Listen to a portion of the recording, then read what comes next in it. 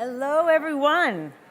Thanks for stopping your conversations out there and joining us. You have an opportunity to get it back going again after the session as we all head over to the Microsoft building for a meet and play. But you're here now, and this is going to be a super fun I called it a social experiment because we've never done this before. But we thought it'd be really fun if we brought together some of the luminaries that have been part of the Games for Change community over the last 20 years and share some ideas and predictions they had back in the day that they got totally wrong. So that was the challenge. And do it within 3 minutes. So we have a 3-minute, I will say, Pecha Kucha style. Did I pronounce it right? All right, style, right? They can control their own slides. Some people may not use slides, but the idea is high energy. We'll see about the visuals, get it done in 3 minutes. And to keep them all in line, we've got Nick Fortugno, who is going to act as our MC. I know, he's awesome. Nick has been on stage earlier today. He will be on stage again. He's the co-founder of Playmatics and also the director of thank you, I was going to get there. The Gaming Pathways program at CCNY. So please, why don't we give a big round of applause for Nick, and he's going to manage this whole fun event. Let's say, Nick, come on up.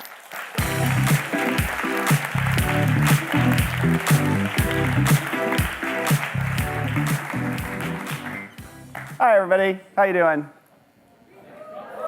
Oh, yeah, come on. Lightning round. Yeah, so lightning round. It's going to be like lightning. You're going to blink, you're going to miss it. You got it?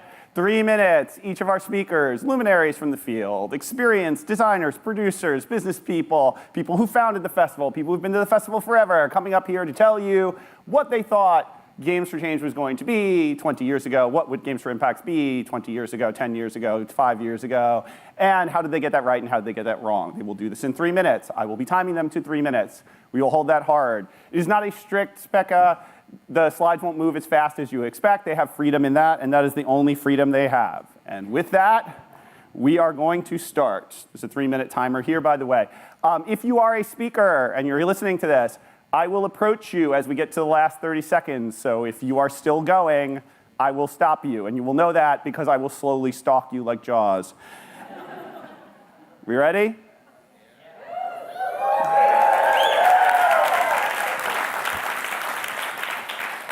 Barry Joseph has never missed a Games for Change festival and has lived to tell the tale. And since he was the first in the door, we thought it fitting that he start us off.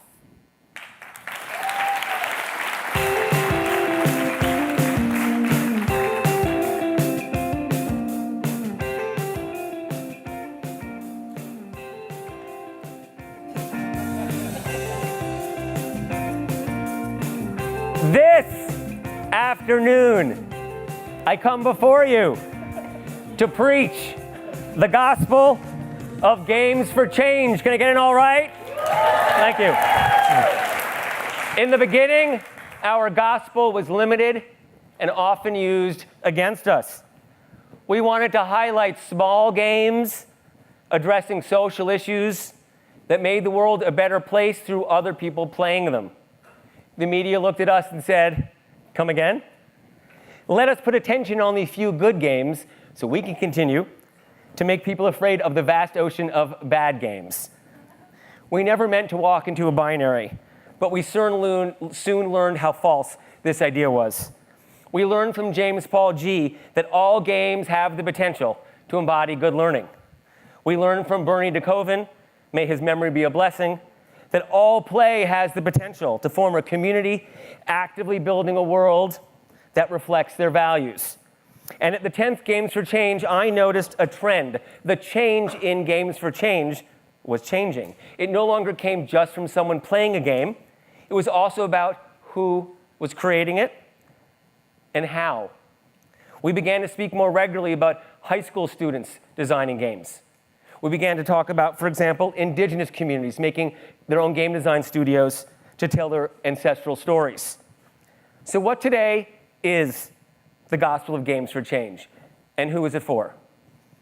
20 years ago, I was one of the people who co-founded Games for Change. Last year, I co-founded Gaming Pathways, working with an amazing group of partners to launch a new way for Black and Latinx high school students in New York City to connect with the vast New York City gaming industry, passing through New York City's amazing public college system.